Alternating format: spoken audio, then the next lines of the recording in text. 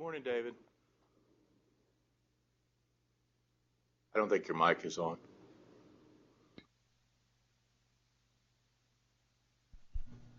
Can you hear me? I sure can. Yeah, I'm wondering the side monitor doesn't seem to be working up here. But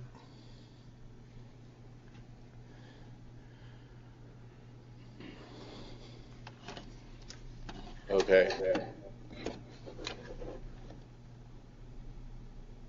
does the side monitor have a trick to it? Not that I know of. Yeah, I didn't think so either, but it's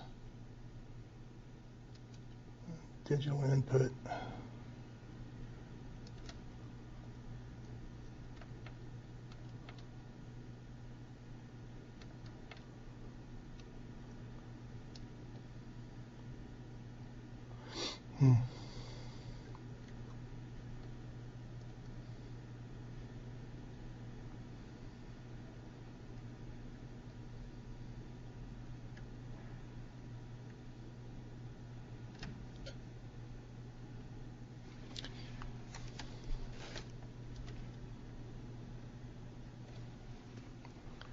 I guess it's not. I guess she can see you on the big TV though. Okay, she can see. Yeah, that's okay. Yeah, I was worried about because the monitor is all the way in the back of the classroom. I was worrying about having a strain, but got on the big TV so she can always look over there. Okay, and you want to go ahead and send me content just real quick, and that way we can check it all out before she gets there. I know she's on her way. She texted me. Okay, let me check if my football's on.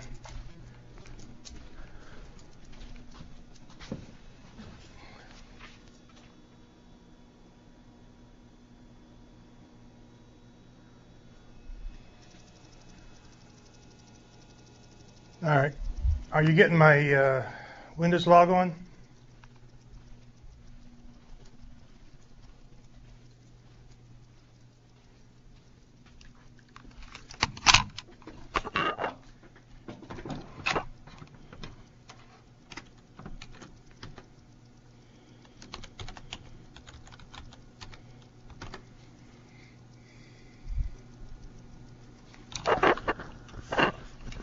You getting my content? I've got it now. Yep. Okay. Yeah, Cool. We'll just leave it up. Yeah, okay. Yeah, no, she may come in and need to log in if she needs something special, but I doubt she does. You probably could just use your login. No, she just uses a smart board. I can just. Yeah. Okay. I don't think she saves any of her. I don't know. She might save some of her. Well, even if she does, she can just upload it to D2L or something. Oh, you probably want to turn Google Talk off on there. Yeah, I did. Well, see, I can't get D2L, so I guess she can log it. She'll log into D2L. Okay.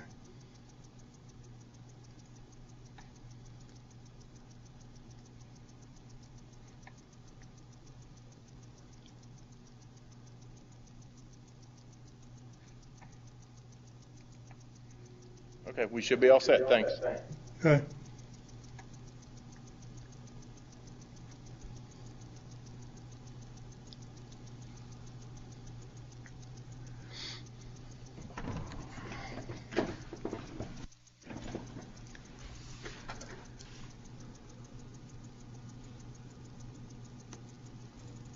Hey, David, Shannon said to reset that translator on the desk, and that'll probably make that monitor kick in.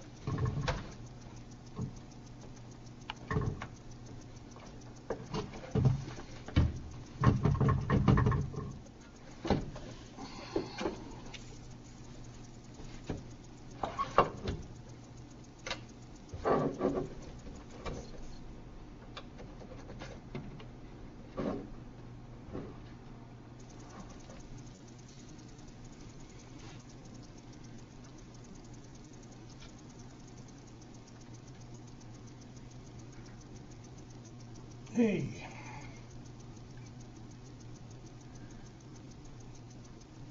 You ready?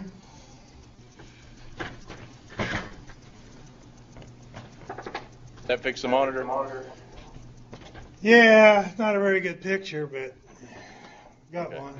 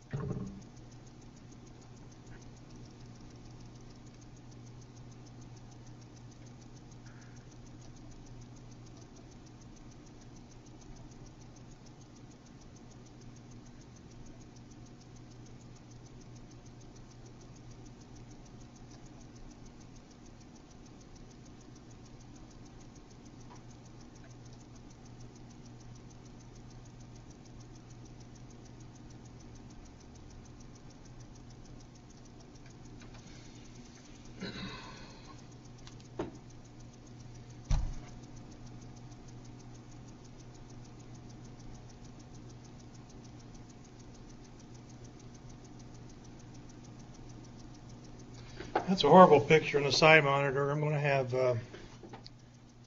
I'll put in a ticket, have Shannon look at it next time he's over.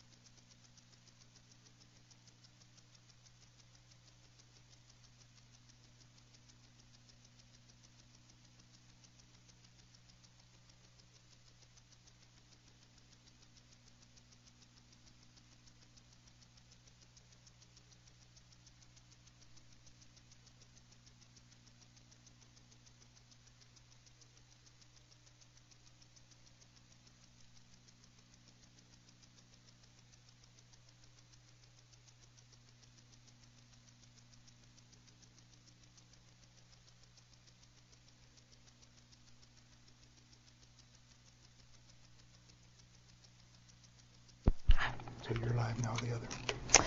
Okay, right, get there. That works, right? Okay, let me log back in here. Where's my keyboard?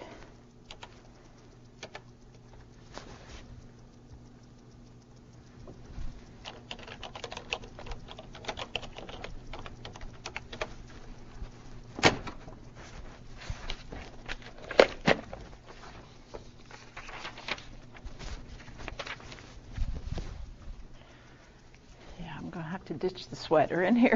Yeah, it's warm, man. It is. It's warm in here. Is it?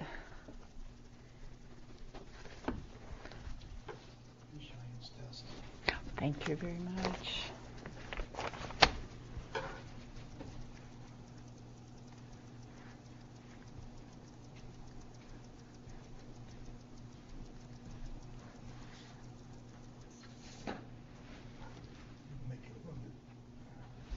Better picture. You're a little overlit. I'm a little what? You're a little overlit. Okay. Okay. Did I hit this? It's like my power went off or something. When you did this, did that? Well, I guess it does. I think so. Here. I think we better turn it back on. Yep. That's what it did. I might put a piece of tape over that. Or say, don't turn off. Goodness gracious. I thought that was a light switch. I'm not there. All right, now, let's see. My computer's off now, so, over here it is. I'm sorry. There we go. That's all right. It's all right. We're getting it over here. I see Rob back there. He's ready. Yeah. Yep. Okay.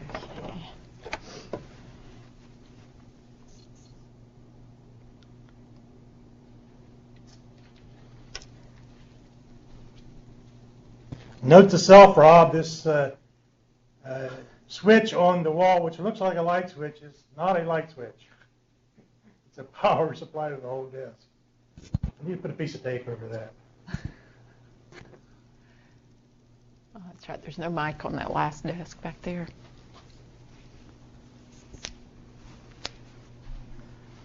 It's coming, slowly but surely. Yeah, for many years there was one.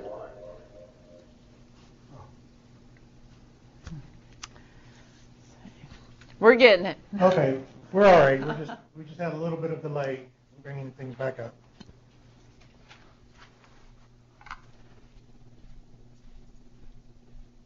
Yeah, he's going to fix my clock over there. That's good. Turn it back an hour.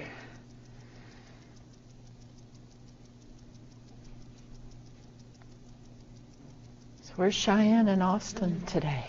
Cheyenne will probably be here. We've got a big chemistry test today. She's Oh, probably do you? studying. Oh, okay. I don't know about Austin. Yeah, okay.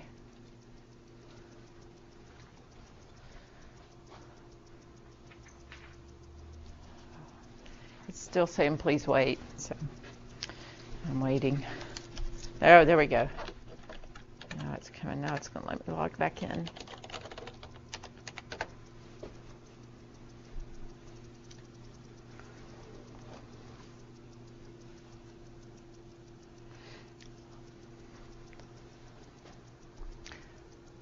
It's all just a little different setup when you go different. It's a little different. I should have gotten here earlier, but sometimes you're just flying to be somewhere.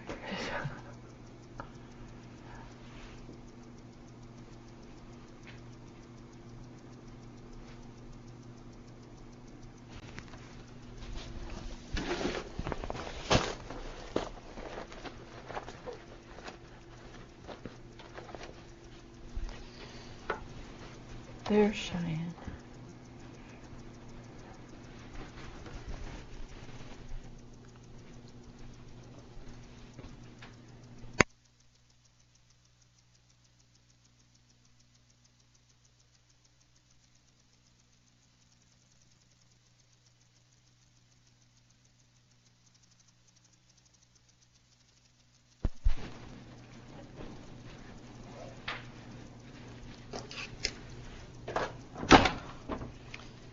Well, we are going to have class.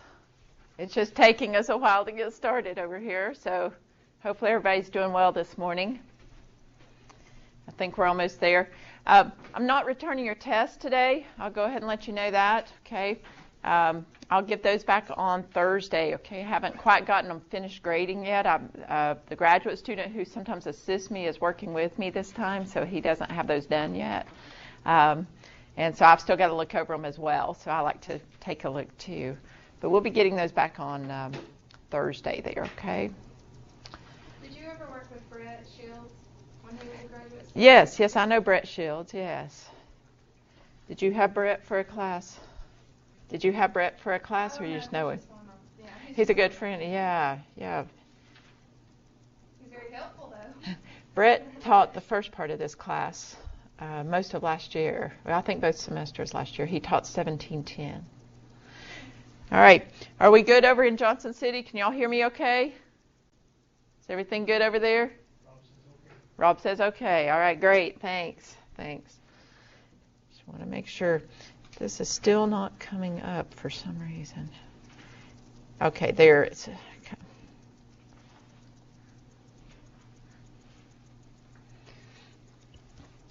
Okay, well, what we're going to do today is start in Chapter 8. Now, let me say just a few things about the Chapter 7 test that we just took. A lot of people have expressed some concerns about the Chapter 7 test. That's probably the most difficult chapter we do in this class. Most people do have a little bit more trouble with that one.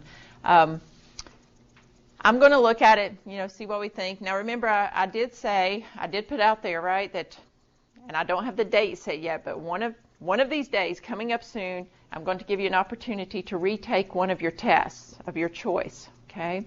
So I think we've already put all that out there, but except for the actual date. So I will get that to you. We are winding things down here gradually, aren't we, as the time is passing us by. But we will be have that opportunity, and like I say, I haven't really looked at the Chapter 7 test myself yet because the graduate student's working with them first, and then I'll have those back. I'll get those back to you on Thursday, and in the meantime, we're going to go into Chapter 8. You all are going to like Chapter 8. Okay, it's going to be a good thing for you. Chapter 8's good. It's right triangle trigonometry, and a lot of you are already familiar with that. So that's what we're going to do today. We're going to go on into this Chapter 8. Chapter 8 is called Applications of Trig Functions. And we're going to start out working with the right triangle trigonometry, and then we'll gradually go on into some other types of triangles and how to work with those when they're not right triangles. All right, so Chapter 8. Wow, Johnson City's quiet this morning.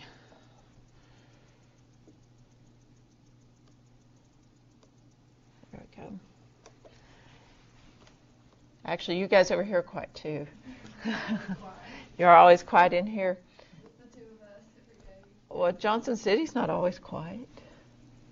They're not going to dispute me this morning.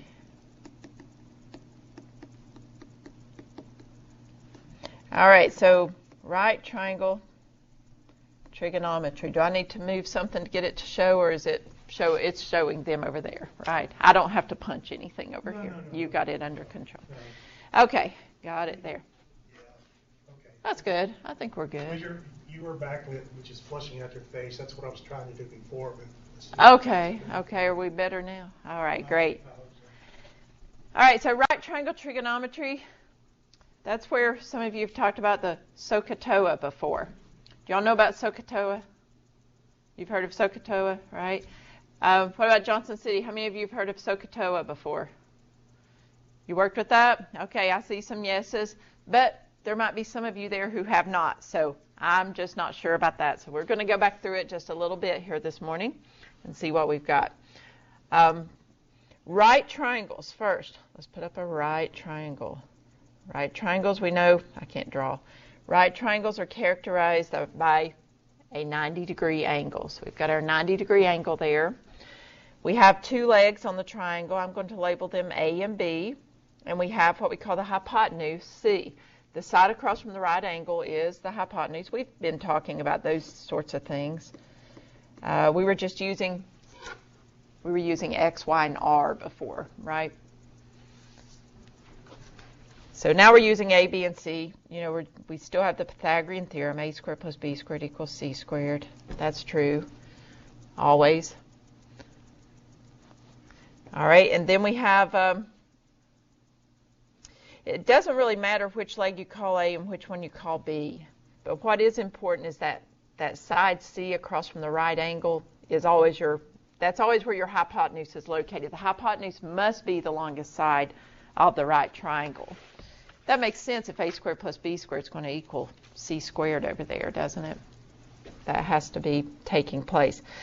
So many of you have heard of Sohcahtoa. You have to remember how to spell it to get it right. Right? What that's saying is that if we have an angle theta, and I'm going to put theta down there. Now it does depend on where you place that theta angle as to which sides I'm looking at. I'm still going to talk about the sides in terms of opposite side, adjacent side, and hypotenuse. That's what the O and A and H's are standing for down here. But if theta's up in that upper angle, then my A's and B's are going to correspond differently as far as opposite and adjacent. What Sohcahtoa means is that the sine of theta is equal to, so you probably already know this, the opposite side over the hypotenuse. Now, when we talked about the unit circle, we started out in this class in the unit circle, and a lot of classes will start with the right triangle, and like I say, you may have had that before. But when we started out with the unit circle, the sine was equal to what? What over what? When we used x, y, and r. Y over r, right? The sine is y over r. So if the sine is y over r, this a is kind of corresponding to our y if we're thinking theta is our central angle. Okay, I don't have my quadrants drawn in here, right? This is just a basic triangle. And b is corresponding to x, and c is corresponding to my radius, r. If you think about it that way, because my central angle is theta here, it would be, if I put in my xy coordinate system, that central angle theta is going to be over there in the second quadrant. Okay, it would be drawn over there. Does that make sense what I'm saying there? If we drew that in, let me just draw it right here. If we had like this, okay, you see what I'm saying there? If I place it in quadrants. Now that's the deal with right triangle trigonometry, that we don't think about it being inside these quadrants.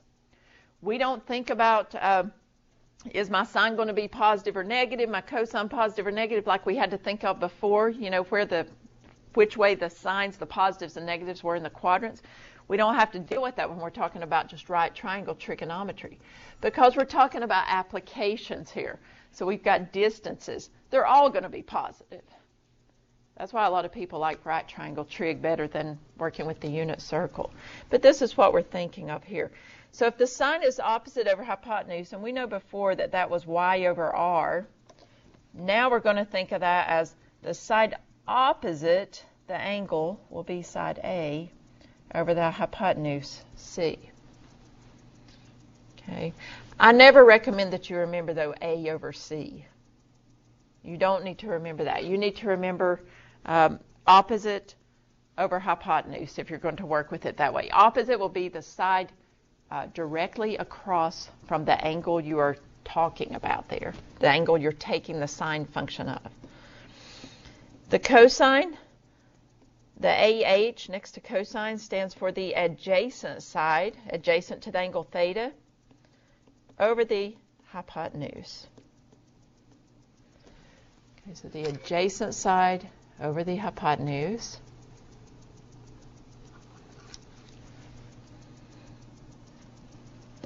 The tangent of the angle theta will be the opposite side over adjacent side. Opposite over adjacent there. What about the other three trig functions? What do you think about those?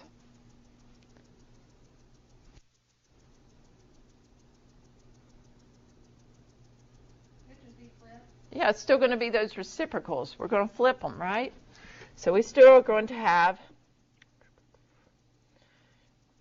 let's still true that, let me go to the next page, I guess. So, still true that the cotangent, we don't want to forget these identities that we had before. The cotangent still the reciprocal of the tangent. The secant will still be the reciprocal of the cosine. And the cosecant will be the reciprocal of the sine. Okay.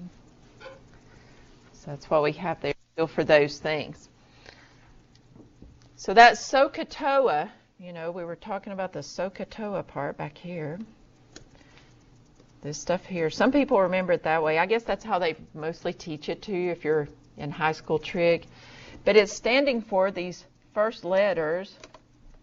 Let's do this. The first letters of what we're identifying here. So we've got the sine is opposite over hypotenuse, cosine adjacent over hypotenuse. You know what we're looking at there.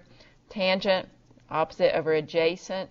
You can use any type of saying you want to remember that. A lot of people use Sohcahtoa because that's, I guess, what they've been taught. Probably the best one I've ever heard is to remember this statement is some old hippie caught another hippie tripping on acid. Okay? Now, that's probably all you'll remember about today's class. Maybe. Is that all? Yeah. That's probably all anybody will remember. Oh, she talked. Yeah, it works. And somebody's going to say, I don't know what we did in trig today. We talked about drugs.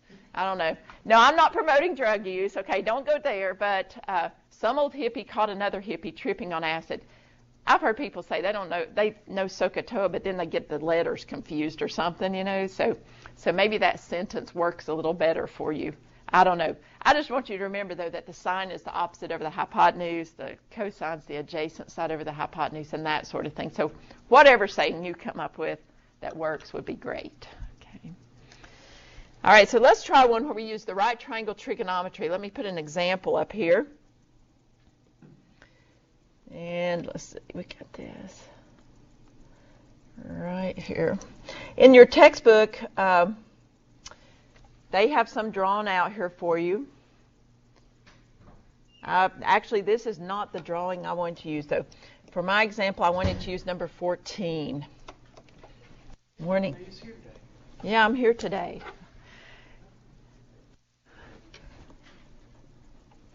I'm glad you're here, too. That's all right.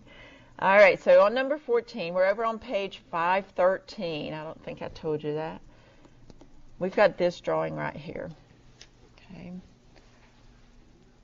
The directions say find the exact value of the 6 trig functions of the angle theta in each figure. So we want the exact value of the trig functions here. Now, what we have going on right now is we're going to have to find the trig function values for theta. This triangle is drawn a little bit differently from the one that I was using to illustrate the Sohcahtoa a while ago. We still have an angle theta. The side opposite theta will be which one? 3, right? And the hypotenuse is the 4. And we're missing the side adjacent to theta. Okay, so we've got to keep in mind which sides are which. Now, do we know what that missing side is? Do we know what the missing side will be? Anybody? 5. Okay, I wanted somebody to say 5, but that's not correct, okay? Why is it not correct? Isn't the hypotenuse the longest side? The hypotenuse has to be the longest side, okay? The hypotenuse has to be the longest. This one's a little tricky because we're so used to that common Pythagorean triple, 3, 4, 5, right? We've seen it a million times, but that's when 5 has to be the hypotenuse. So this one's a trick here. So we've got to figure out what this missing side is. We'll call it side A. I don't know. So we'll have 3 squared plus A squared equals 4 squared.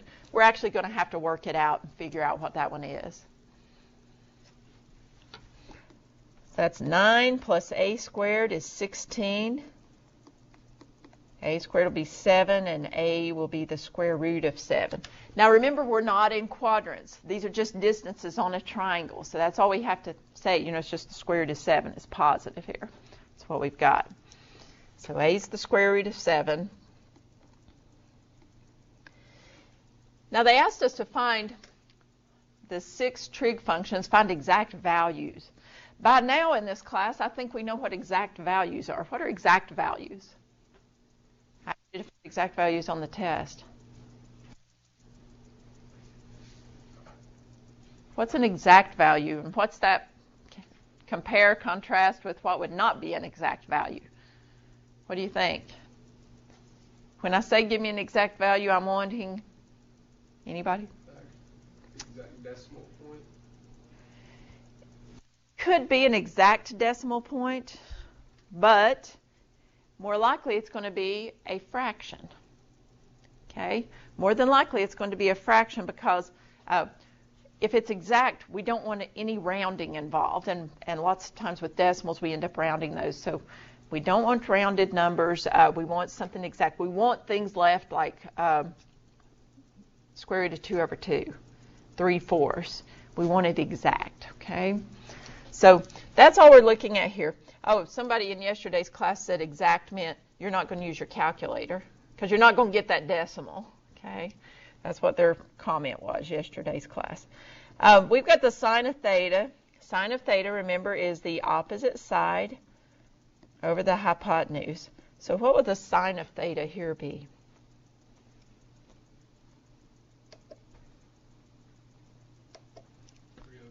Yeah, 3 over 4, right. Okay, so 3 here for the theta I'm using right now. 3 is the opposite side. If that other angle was theta, that angle up in that, that little left corner there, this piece right here, if this were theta, then the side opposite would be that square root of 7. Do you see the difference? So it all depends on which angle you're focusing on there. Okay. All right, so we've got 3/4 there. What about the cosine of theta?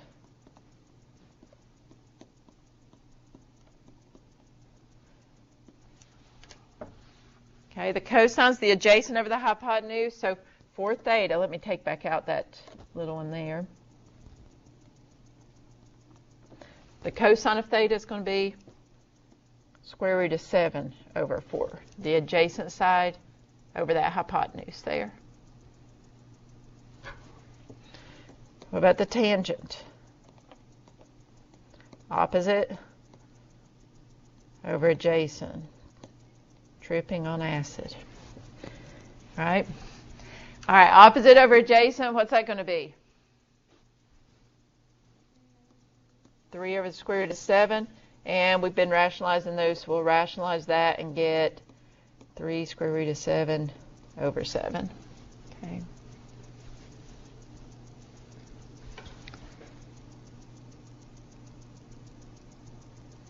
Are we okay so far? Everybody doing all right at this point?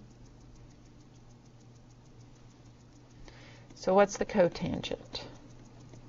Reciprocal of the tangent. I don't really want to use what I just got when I rationalized, so what will I use there? Yeah, square root of 7 over 3. This is like a long time back we said, well, go back before you rationalize so that you don't have to rationalize again. Go back to that original part back there. The secant will be the reciprocal of the cosine. So that's going to be 4 over the square root of 7, but we'll multiply both parts of that by the square root of 7. We've got 4 times the square root of 7 over 7. And then the cosecant. The cosecant will be the reciprocal of the sine. So that'll be 4/3. And we found all 6 trig functions. We've got exact values for those now. Okay. All 6 of those. Anybody have a question about those? Where they came from? Anything? Go ahead. Well, will you press your microphone so they can hear you, please? On secant, why do you have to multiply the square root of 7 by 4? Okay, on the secant, what we ended up doing was rationalizing that, just getting rid of the radical in the denominator, rationalizing the denominator. Typically, we've been doing that if there's just one radical down there, okay? It's kind of a questionable practice, I guess, anymore, but 4 over the square root of 7. If we multiply the denominator by square root of 7, we also have to do the numerator to keep everything equivalent. Okay, so that we're really multiplying by 1, but it's going to come out to look different. Same thing, though. What else so far on this one? On the right triangle trigonometry.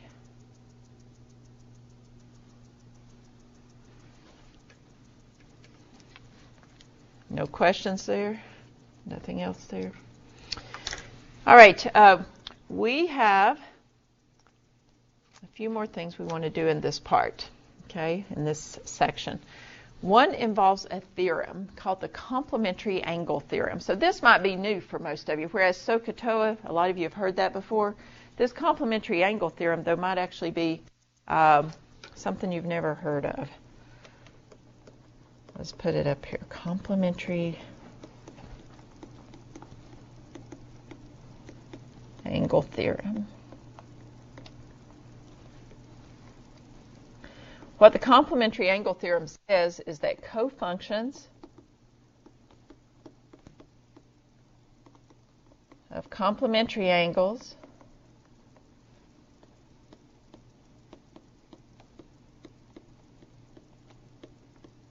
are equal. Okay. This is in your textbook over on page 507, just for reference there. Okay. Cofunctions of complementary angles are equal. Let's talk about what these words mean so we'll know what the theorem means here. Okay. We've got cofunctions. That's the first thing we need to know. What does that mean?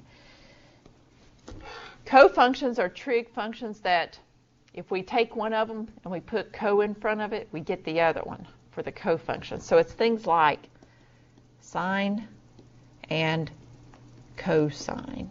See what I mean? They're cofunctions because it's sine and cosine. We haven't really thought about them going together maybe like this before, but secant and cosecant.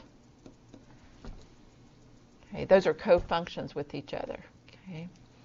And of course tangent and cotangent.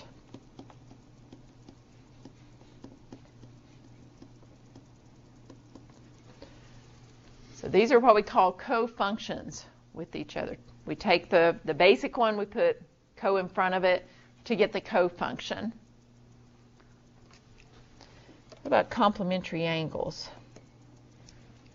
What are complementary angles? You all know that one. They add up to what? 180. No, 180 is supplementary, so these add up to 90 degrees. Okay, so if they're supplementary, they add up to 180 degrees, but if they're complementary, they add up to 90 degrees. So these add up to 90 degrees when we're talking about the complementary angle theorem. So if we have cofunctions of complementary angles, they're going to be equal to each other. Now I'm going to use one that we already know about, something off the unit circle to start out with here. The cosine of 30 degrees, according to this theorem, what's the cofunction of cosine? Cosine goes with which one for the cofunction? Sine. And what's the complementary angle for 30 degrees? 60 degrees. Okay. So I've got cofunctions, sine and cosine. I have complementary angles, 60 degrees and 30 degrees. They add up to 90. Is this true? I mean, according to this theorem, this is true. The cosine of 30 degrees is equal to the sine of 60 degrees. That's something we know off the unit circle. What is the cosine of 30 degrees? What's the cosine of 30 degrees?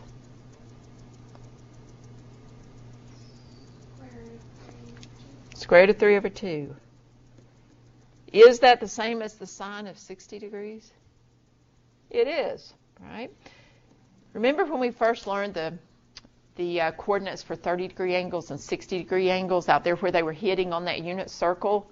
And we saw that one of them square root of 3 over 2, 1/2, and the other one's the reverse, 1/2 square root of 3 over 2.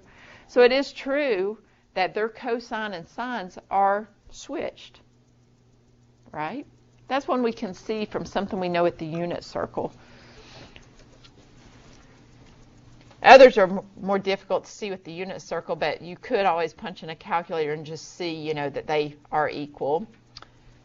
I don't expect everybody to trust everything I tell you up here. All right, so you might want to check it out for yourself, but let's put some up here then. If I have the tangent of 20 degrees, then according to the complementary angle theorem, tangent of 20 degrees must be the same as the cofunction of the complementary angle be. Cotangent of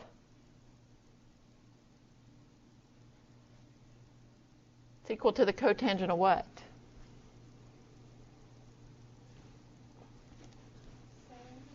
Yes, 70 degrees, right. 70 and 20 add up to 90, so they're complementary angles, and the tangent and cotangent are cofunctions of each other. What about the secant of 5 degrees? Must be the same as the cosecant of 85 degrees, right. So this is giving us some things that are equivalent to each other through the use of the complementary angle theorem.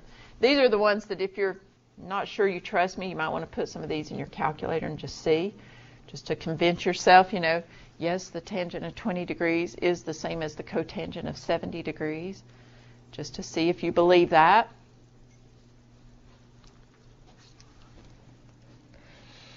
Well, that's true because of right triangle trigonometry. I'll illustrate it. I don't have a calculator up here to show you, but I'll illustrate it here for you. I've got a 90-degree angle. I'm in a right triangle. Let's suppose that one of the angles is 20 degrees, then the other one must be 70 degrees, right? Is that true? Angles in a triangle have to add up to 180 degrees. Let me label my sides. I'll have A, B, C. If I'm looking here at the tangent of 20 degrees, going back to the first one on the page, the tangent of 20 degrees is equal to, remember tangent, today we're talking about Sohcahtoa, so tangent is opposite over adjacent, so that's going to be what in my triangle? What's the opposite over adjacent?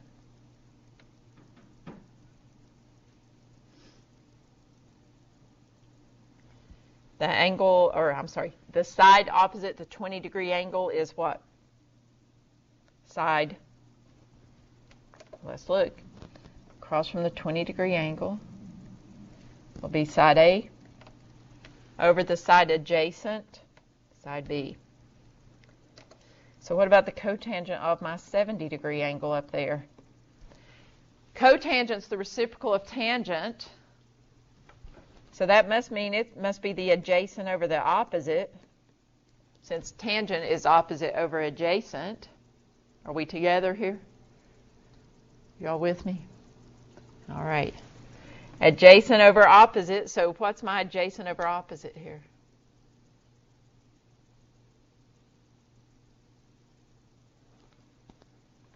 Well, for the 70-degree angle, the adjacent side is A, and the opposite side is B. And we see that these two things are equal. That's how we can see that it works in our right triangles. We're going to have those complementary angles filling in the other two angles. You know, besides our right angle. We'll have a right angle, and then we'll have the other two must add up to 90 degrees, so that we've got a total of 180 degrees. Does anybody have a question on that?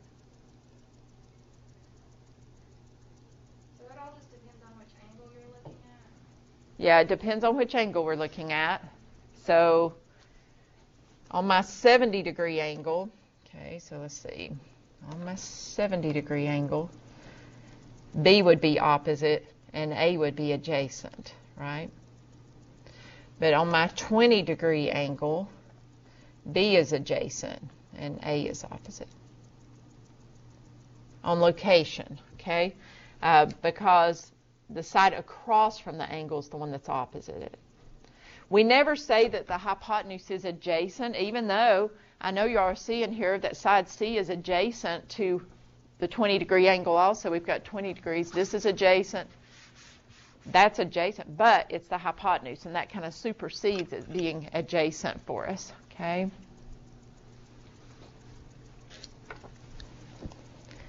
Let's look at another one here just to make sure we got that down, okay? On the triangle and the sides here. Let me put up number 16. Still on page 513. And then we'll see another type of example with the complementary angle theorem after this. So this one's still to find the 6 trig functions. So the sine of theta, cosine of theta, tangent, and then the reciprocals. So what's that hypotenuse going to be here?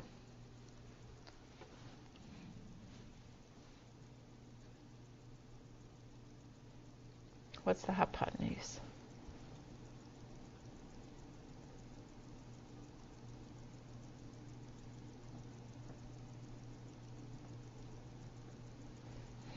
Well, we've got 1 squared plus square root of 2 squared equals c squared, right? It's 1 plus 2 is c squared. So 3 is c squared. Did you get the square root of 3? Is that what you got? You did it. All right, so c is the square root of 3. Sine is opposite over hypotenuse, some old hippie. So which side's opposite my theta here? Square root of 2 is opposite theta over square root of 3, the hypotenuse. If I rationalize that, multiply both parts by square root of 3, both the numerator and denominator, what do I get?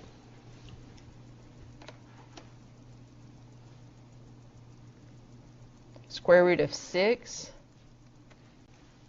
over 3. Square root of 6 over 3. There. Is everybody okay on the sine?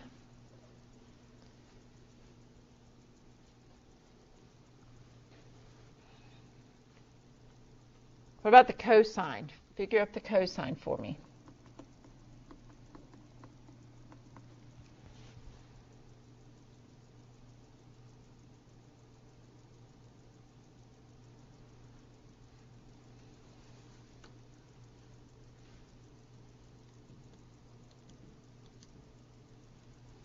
Cosine, we get what?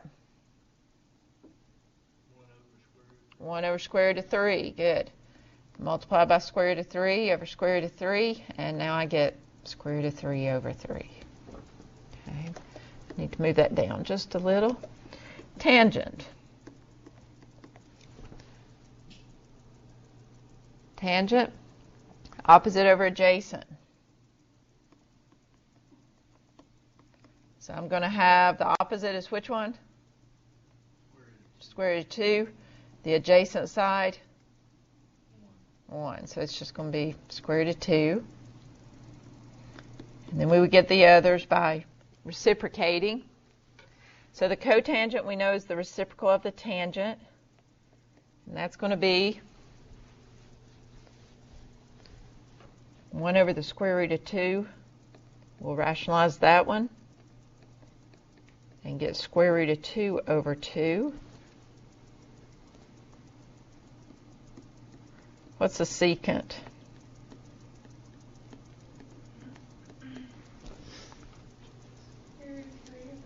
Yeah, so just square root of 3 over 1 or just square root of 3.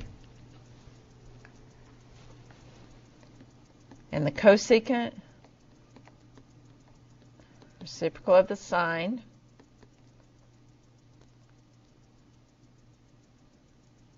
Square root of 3 over square root of 2 from the start back there. Square root of 6 over 2. Well, we could have done that one from the end and had 3 over the square root of 6 and gotten 3 square root of 6 over 6 and then reduced the 3 with the 6 in the denominator, either way. But we're going to end up with square root of 6 over 2 there. Okay. Any other questions about using Sohcahtoa? problems on that part?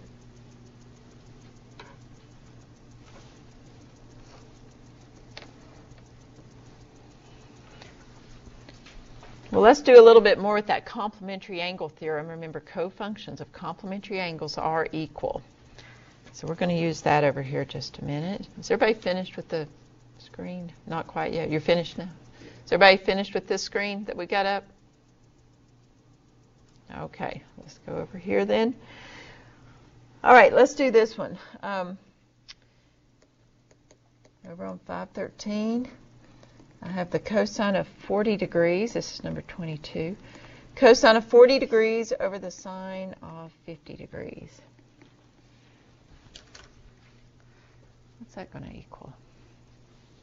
We want to use the complementary angle theorem because the deal here is we've got different angles involved, but we notice they're complementary angles, and we want to, it works better for us. We're not going to use a calculator on this. We don't need one. It tells you not to use one because you don't need one here. It works better for us if everything is in terms of the same angle. We want everything in terms of the same angle.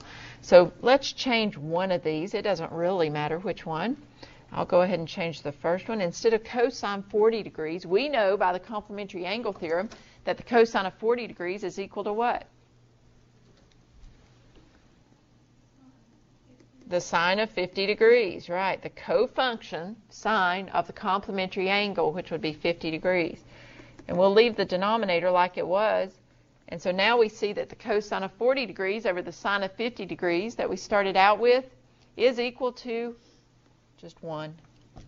That's all it is. It's 1. Okay. Is that page number 313? And it's 513. Sorry. Page 513. Yeah, we're way up in the 500s now.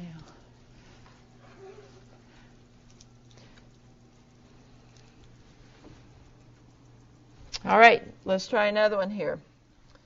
What about this one? This one's a little different for you, but see what we can do with this. 24 says 1 plus tangent squared 5 degrees minus cosecant squared 85 degrees. 1 plus tangent squared 5 degrees minus cosecant squared 85 degrees. What do you want to do with that one? I'm taking suggestions. What do y'all want to do with it?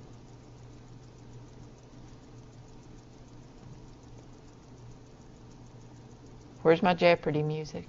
I need it. What are you supposed to do something with the... We're supposed to just find the value of this expression. Yeah, so what are we supposed to do with what part? Where it's squared, like the tangent squared. I don't know. I don't remember how to... Not sure what to do with tangent squared is what's being said over here. So. We don't want any square roots. We're not in an equation here, so we only do that if we're trying to solve, we have like sine squared theta equals something and we square root both sides. We're just trying to simplify this expression is what we're trying to do here. Any suggestions? Anybody have a suggestion? All right, nobody wants to speak on their microphone today over there either, right? So, okay. So the suggestion here is, well, there's 2 places we can start. Okay, so I'm seeing 2 places. Nobody wants to give me one? One involves the complementary angle theorem.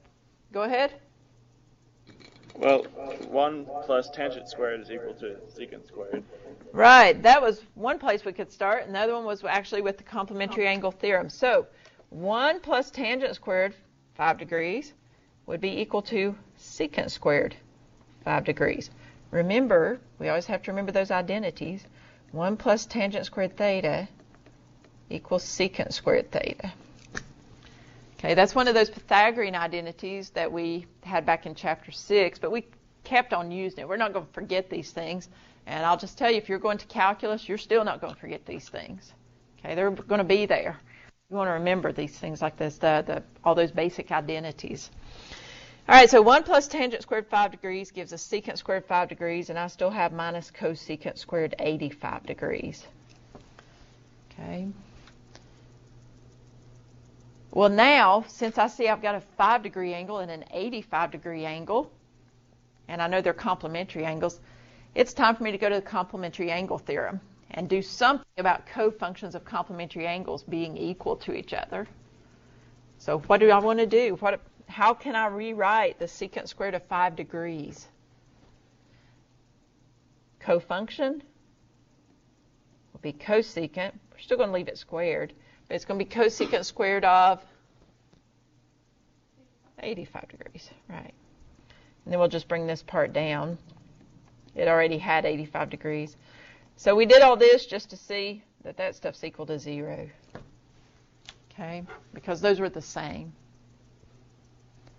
See what we're doing, how we're manipulating? This might remind you a little bit of when we were establishing those identities, where we were making the left side equal to the right. We don't have a right side here, but we're substituting or turning things into other things, okay, to try to make it simpler here. Any questions on 24?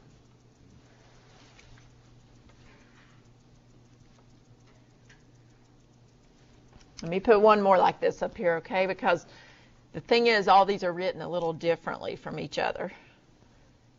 So let me give you number 26 to practice with also. Cotangent 40 degrees minus the sine of 50 degrees over the sine of 40 degrees. Okay, cotangent 40 degrees minus sine of 50 degrees over sine of 40 degrees. So this time I've got 3 parts with angles. 2 are 40 degrees, 1 50 degrees. What do you think I might want to do?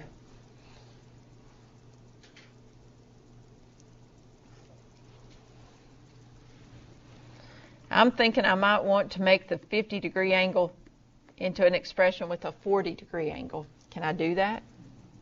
Sure. By the complementary angle theorem, I can do that. What's it going to say? Sine of 50 degrees is the same as cosine of 40 degrees. And I'll leave this down here saying sine of 40 degrees. What that's accomplished for me is everything's in terms of 40 degrees now. Okay? Everything's with the 40 degrees. So I got cotangent 40 degrees minus, what's cosine over sine of the same angle?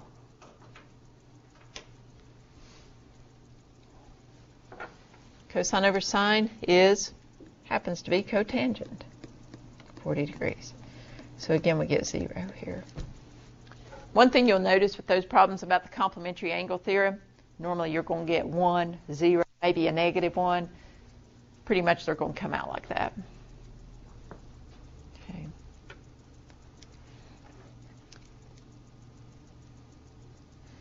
All right, so we're going to leave the complementary angle theorem a little bit now, and we're going to look at something else we're going to do with our right triangle trigonometry, and that is solve right triangles. We want to be able to solve right triangles. In fact, eventually we're going to solve triangles whether they're right triangles or not. But today we're going to solve right triangles.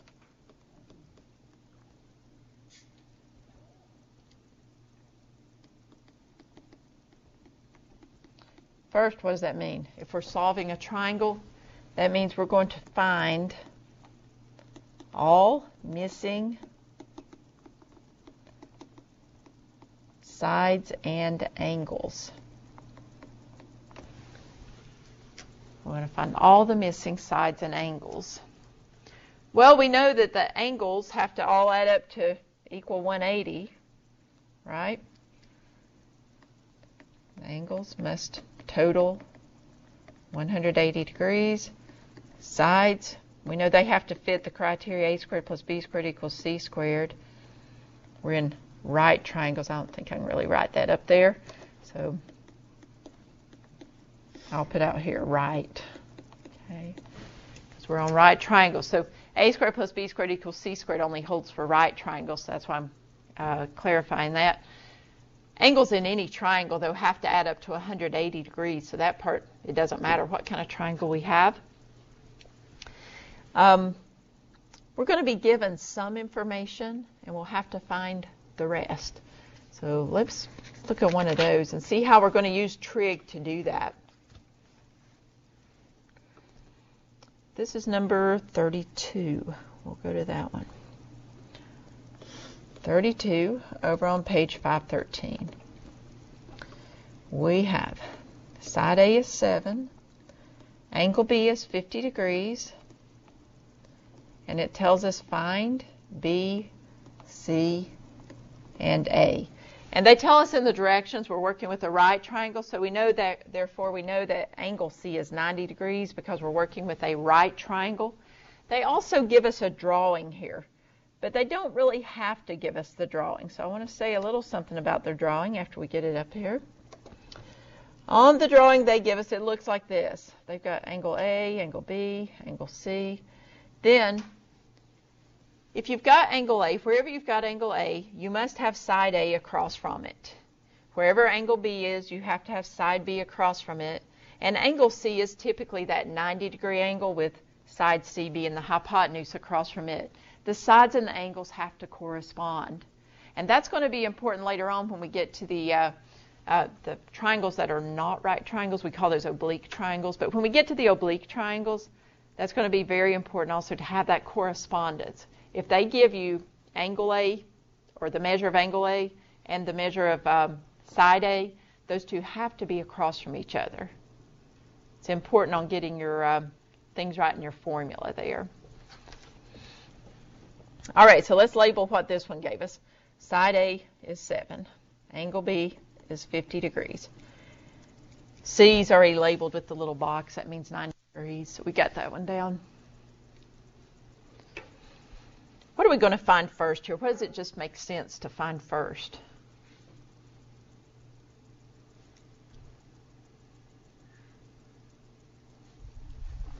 Makes sense to find which part? The B side. The You already had, well, I don't know. This one says you already had. Okay, he's saying the B side since I already have something, but not sure what. I would recommend you find angle A first. You could find one of the sides first, but angle A is very easy to find first. Why? Because we already know the other two angles. So what's angle A going to equal? It has to be what? 40 degrees. Angle A must be 40 degrees because angle B is 50 degrees. They've got to add up to 90 with that 90-degree right angle and make the total sum be 180 degrees. So angle A is 40 degrees. Now, you said let's find side B. So let's talk about side B for a minute. How am I going to find side B here? What am I going to do to find side B? I'll have to use some of my right triangle trigonometry. I need one of the trig functions involving one of those angles, and then either let side B be the opposite side or the adjacent side. It's not the hypotenuse, but somehow set up one of those trig functions there. Which one am I going to work with? What do you think? You have several choices, actually, so you really can't go wrong. But what's something that would involve side B that I could use and have everything but side B? Do y'all know what I'm saying? Are you with me there? Which trig function might I want to use? For which angle? Well, let's pick a trig function. I'll just choose tangent. The tangent of angle B would be equal to the opposite over the adjacent, right? Are those my opposite and adjacent for angle B? Okay, but I know that angle B is 50 degrees. I don't know side B, but I do know side A is 7. That gives me an equation that I can solve. Did I have to use tangent? Well, I don't know. Did I? Let's see. For side B, maybe, because I don't have the hypotenuse, so that would make it difficult to use, the sine or the cosine. I couldn't use those very well until after I get side C. So the tangent of 50 degrees is equal to b over 7. Everybody agrees with that? See where those come from? Now, I'm trying to figure out what side b is equal to. What do I do to solve it?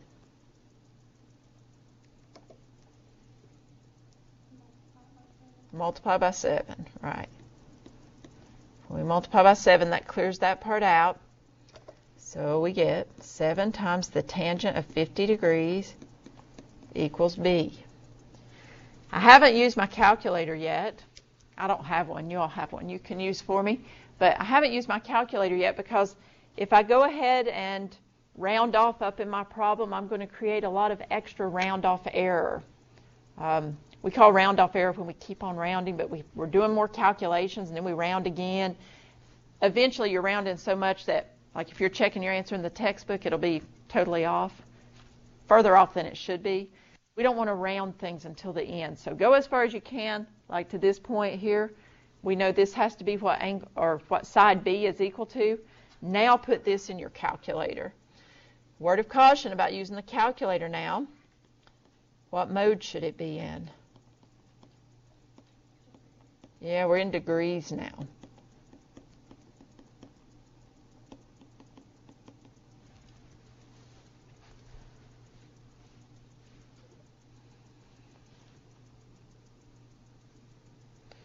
All right, so make sure your calculator's in degrees when you're doing this part here because we're working with these triangles. They're going to be in degrees, everything in this part. We've been in radians for quite some time, seems like through chapter 7. But we're in degrees, so side B is approximately equal to what? What's 7 tangent 50 degrees? 7 times the tangent of 50 degrees. 8.34, 228. Okay. We'll just round there to 8.34, okay? Let's just round there. We waited till the end to round. I don't think they tell us where to round to, but we'll go 2 decimal places and put that down. So 8.34 is approximately what B is equal to. That is not exact, by the way. That's not exact. That's an approximation. We just rounded it off and approximated. That's okay here. That's what we're going to be doing in this part. You'll want to be using a calculator. Bring a calculator to use for this stuff. How did you know how to use tangent to solve for B? Okay, the question is, how did I know how to use tangent to solve for B? I just have to pick a trig function. So let's go through the possibilities. If I chose sine, the sine of 50 degrees would be opposite over hypotenuse, so that would be B over C. But I don't know what C is. I can only solve for one variable, right? So for side B, here's what we've got. I could have said the sine of, angle B. I don't know why I said side, sorry. Angle B, the sine of 50 degrees would be the opposite side, which we knew as B, over the hypotenuse. I can't solve because I don't know either B or C. The cosine of 50 degrees adjacent, I would know that one, over the hypotenuse. I could use that to find side C. I can only have one thing I don't know in the equation. I see what you're saying. Does that make sense? So I kind of, in my mind, I went through, well, I can't use sine. Cosine would help me with side C, but I said we were going to find B. You know, we could have done C, though, first. Now that I have A and B, though, what could I do? I could use this cosine 50 degrees equals 7 over C to get side C, but I also have the option of using the Pythagorean Theorem now. Don't I? We might have a little round-off error where we just rounded that 8.34, but at this point you could say 7 squared plus 8.34 squared equals C squared, right? We could use that and work that out. So y'all work that out and tell me what C is. I don't know what it is. Somebody tell me that one.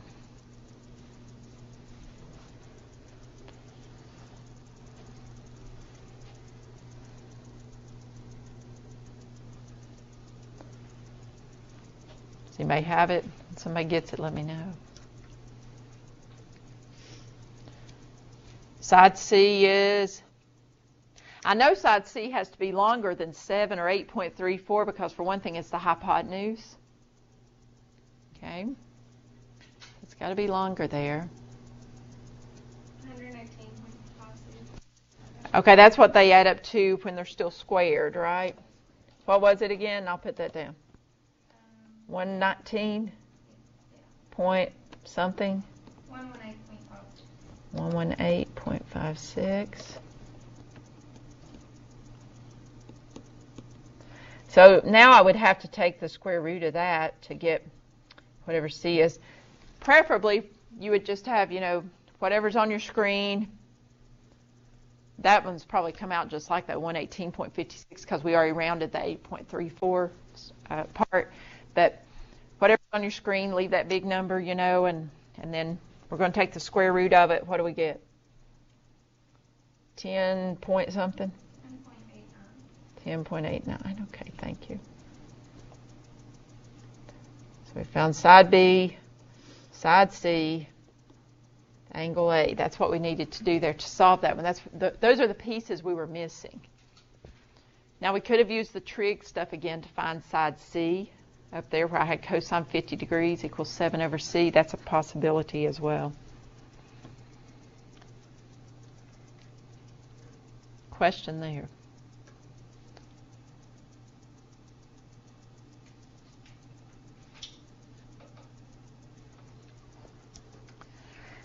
All right, so some things we're looking at here, some other things we're going to notice. I said that I knew side C had to be longer than side A or B because it was the hypotenuse. That's a given, I guess. But what if it was side B we were looking for last? I would have to know, I might notice where it falls distance-wise, because if you have an angle, let's say like 40 degrees, there's my smallest angle. That means the side across from it has to be the smallest side. The side across from the largest angle has to be the longest side. And so like the 50 degree angles between 40 degrees and 90 degrees, so that makes sense that side B has to be somewhere between 7 and this 10.89. That's an old theorem from geometry there. Okay, it's an old theorem from geometry. So that might help us gauge if we're on the right track with what our side measurements are. Are they in correspondence with those angle measures? That's what we're looking at. Anything else on 32? Yeah, we're going to do another one, but it's going to be a little different, okay? It's going to be like it, but different. How's that? So I've got another type I want you to see today. So on this one's going to be number 40. And we have A is 2, B is 8. Basically, when they say to solve the triangle, we know that means to find all the missing pieces. Whether they tell us find C, A, B, or whatever they say, we're going to find the rest of the missing parts. But I'll go ahead and draw back like they've got their triangle in the textbook. They've got it like this, remember? So A, B, and C.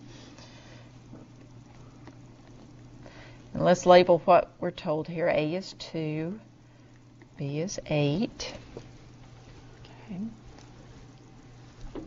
The only angle we know here is that we have a 90-degree angle. That's all we know this time. That's why this one's different. This time we're missing 2 angles instead of just 1. Okay. All right. So what are we going to find first?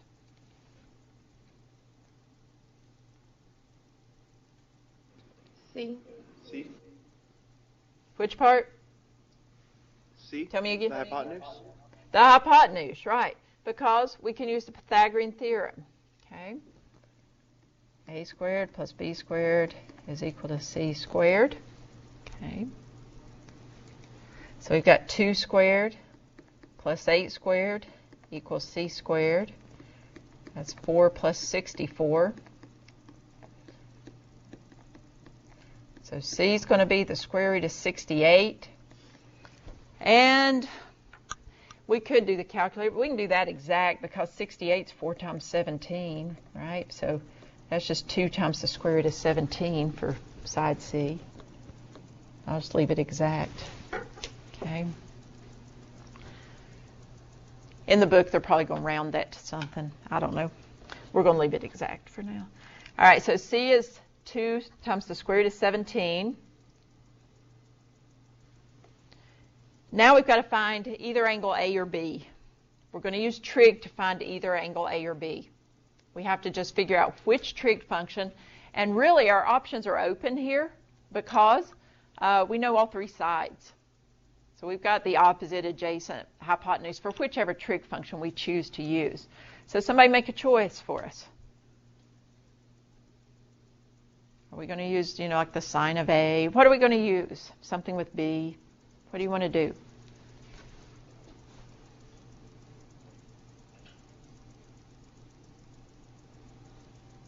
Let's do something with B.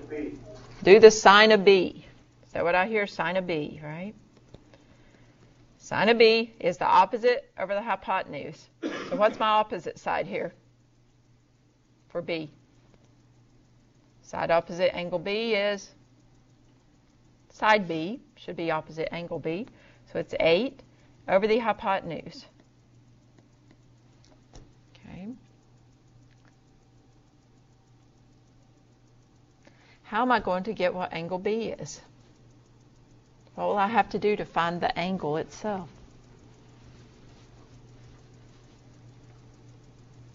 When I'm looking for an angle, I have to take the inverse trig function.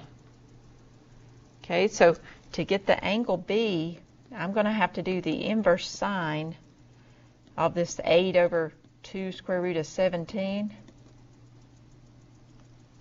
Well, another thing you might notice here is 2 goes into 8 4 times, so that's 4 over the square root of 17. And since you're going to use your calculator anyway, you probably may not rationalize it.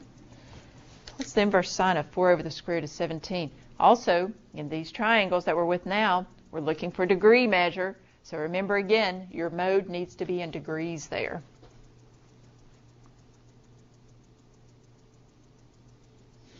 So what do you think?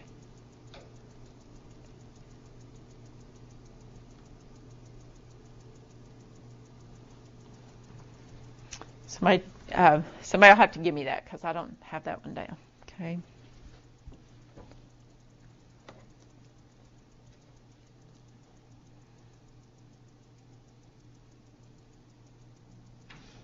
Inverse sine of 4 divided by the square root of 17.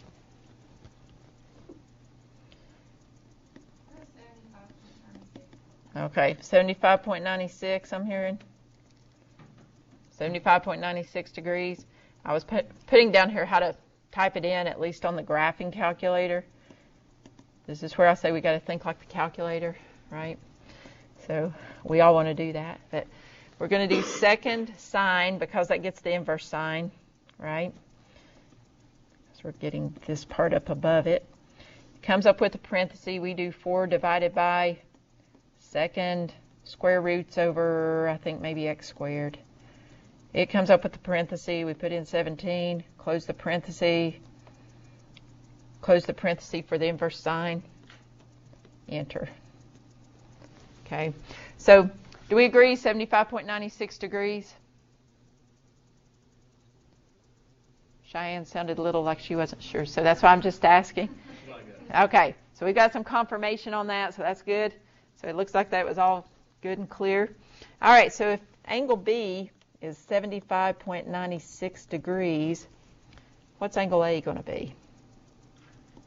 It's going to be 90 degrees minus 75.96 degrees, right? So what's that?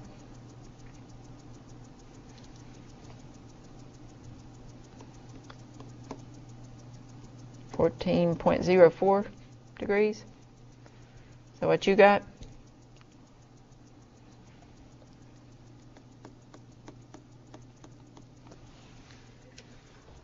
If you get one of them using the trig, then you can get the other one using what you know about the angles or the Pythagorean Theorem, okay? As long as you know one there, you can work with the others. Anybody have a question?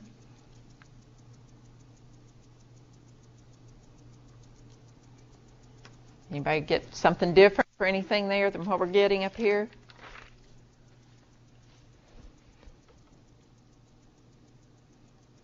Why couldn't we do 180 minus 90 and then divide it by 2?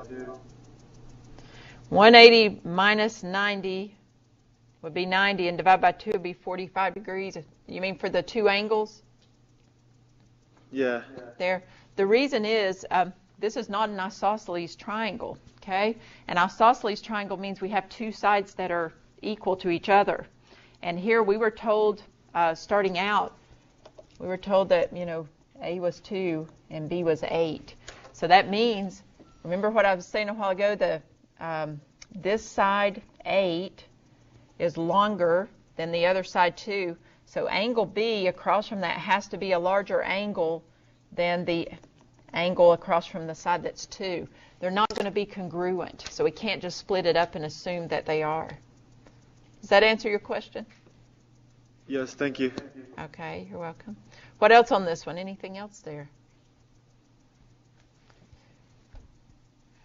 All right, we have time to get a word problem set up. We might not work it, but we're going to get it set up so you all have some things to practice with here, okay?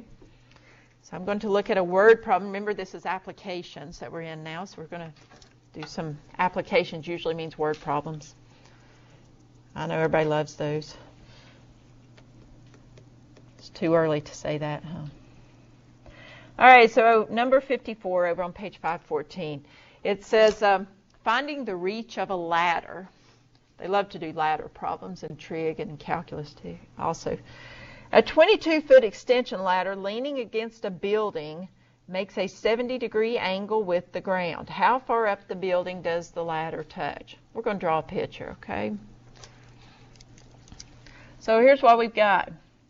I'm no artist. Here's a building. Okay, this is like stick art, right?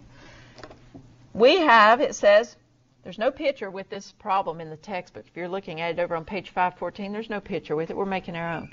Some of them do have pictures, though. A 22-foot extension ladder, okay, is leaning against a building. So I'm going to draw a ladder here. There's my ladder. How long's the ladder? 22 feet. So that's what I know right now. Okay.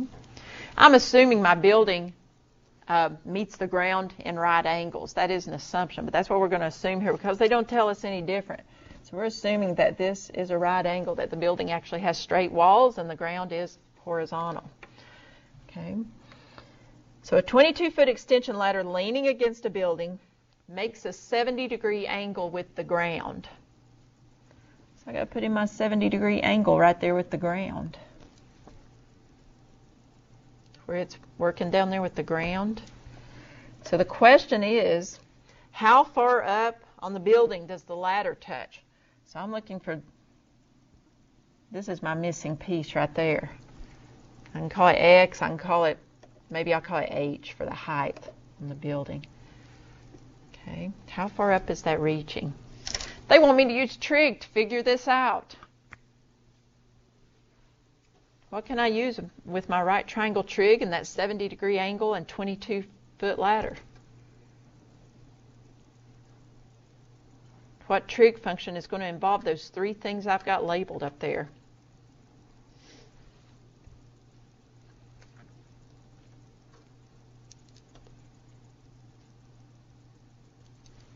Sine.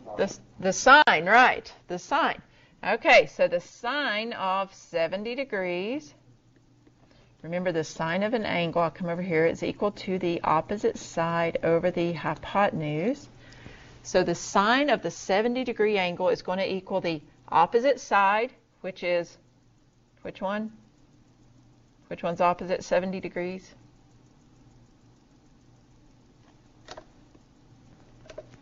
All right, that's not a trick question, okay?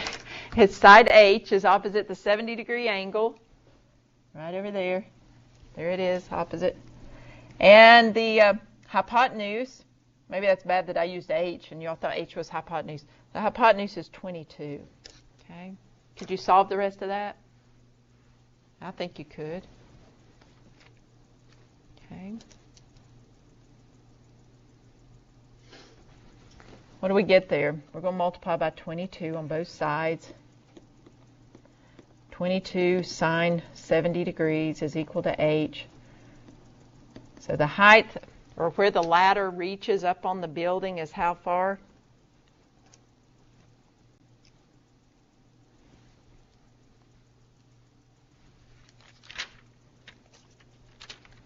Anybody have it?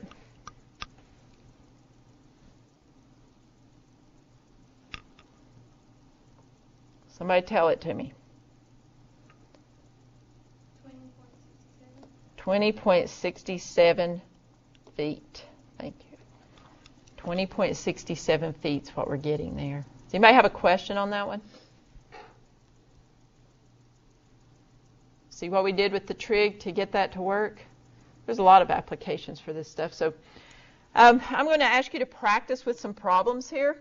We're over in section, not chapter 6. I don't know why I think we're in chapter 6. That won't work.